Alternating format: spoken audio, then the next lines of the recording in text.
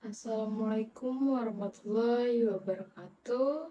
Introduce myself. My name is Fitriana Shiroyani, NPM 2241133 from class management 22C. Today I will presentation about legal aspect or aspek hukum. Apa itu aspek hukum? Aspek hukum merupakan suatu kaidah yang bertugas dalam mengatur segala sesuatu mengenai tata cara pelaksanaan kegiatan seperti dalam bisnis, perizinan, dan pemilihan bentuk badan usaha. Selanjutnya, pertimbangan atas badan usaha bagi pelaku bisnis. Yang pertama, dorongan hidup. Yang kedua, bebas dan tidak terikat.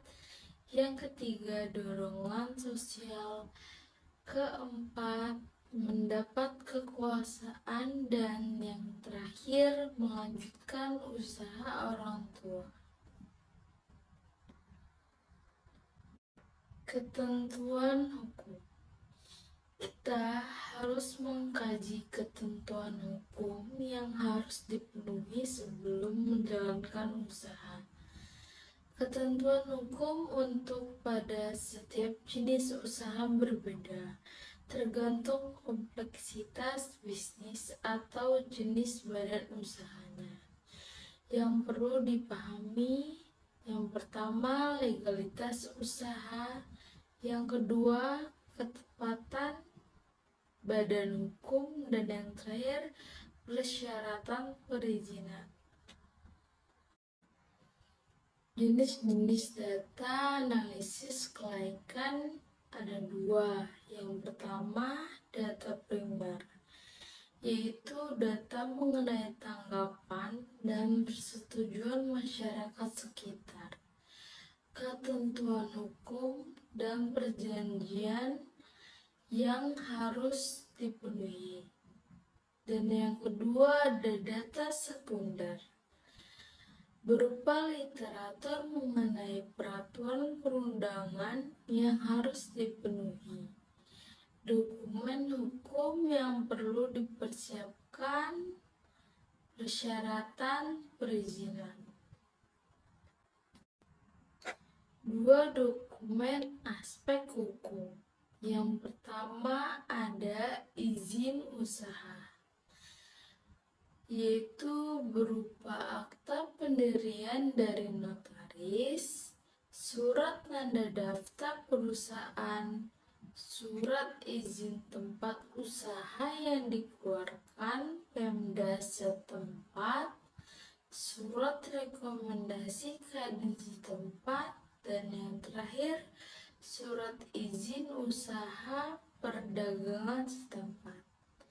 Dan yang kedua ada izin lokasi, yaitu berupa sertifikat PBB terakhir, rekomendasi RT atau RE, RW, kecamatan, dan KTP pendiri. Apa saja aspek hukum yang perlu diperhatikan dalam mendirikan bisnis? Berikut akan saya jelaskan. Yang pertama, menentukan jenis badan usaha.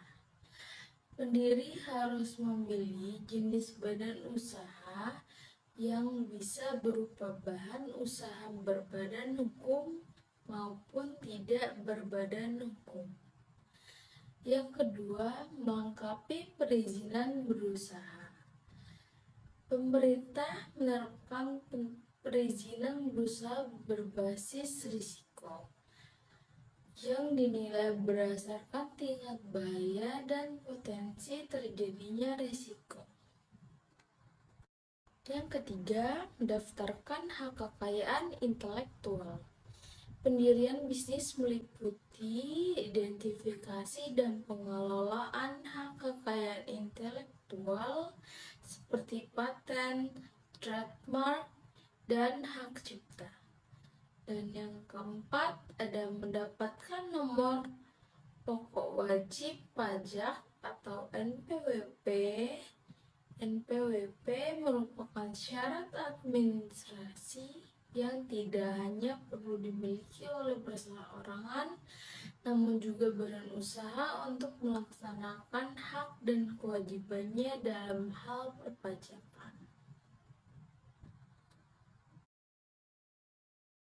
Apa saja sih jenis badan usaha?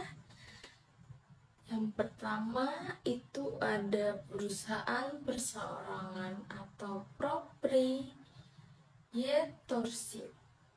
Perusahaan bisnis yang dimiliki oleh seorang pemilik dengan segala tanggung jawab, tidak memerlukan persyaratan khusus, dan bentuk organisasi cukup dengan manajemen sederhana. Kelebihannya yaitu yang pertama, semua laba hanya untuk pengusaha. Yang kedua, organisasi sederhana. Yang ketiga, pengendalian seutuhnya. Dan yang terakhir, pajak rendah. Dan apa sih kekurangannya? Yang pertama, bertanggung jawab atas semua kerugian. Yang kedua, tanggung jawab tidak terbatas. Yang ketiga, dana terbatas. Dan yang terakhir, keterampilan terbatas. Yang kedua, perusahaan kemitraan, yaitu kekurangannya yang pertama, berbagi pengendalian. Yang kedua, tanggung jawab tidak terbatas. Yang ketiga, berbagi laba. Dan yang terakhir, jika perusahaan dianggap bangkrut, maka harta kekayaan pribadi akan tersisa. Atau jika harta kekayaan tersebut disetorkan di jumlah penanaman modal yang tertulis di akta. Dan yang terakhir ada korporasi atau corporation. Ada dua. Yang pertama, perseroan terbatas. Badan hukum yang didirikan berdasarkan perjanjian yang melakukan kegiatan usaha dengan modal tertentu yang seluruhnya terbagi dalam saham dan memenuhi persyaratan yang ditetapkan dalam undang-undang serta peraturan pelaksanaannya atau Undang-Undang RI tahun 2007 tentang perseroan terbatas. Berikut kelebihan dari korporasi. Yang pertama, tanggung jawab terbatas. Yang kedua, akses terhadap modal. Yang terakhir, transfer kepemilikan. Dan kekurangannya ada 4. Yang pertama, biaya organisasi tinggi. Yang kedua, transparansi publik. Yang ketiga, masalah keagenan. Dan yang terakhir, pajak tinggi. Kesimpulan, aspek hukum dalam mendirikan bisnis sangat penting untuk memastikan kebijakan dan prosedur yang benar, sehingga bisnis dapat berjalan dengan lancar dan aman. That's all about my presentation. Thank you. Wassalamualaikum warahmatullahi wabarakatuh.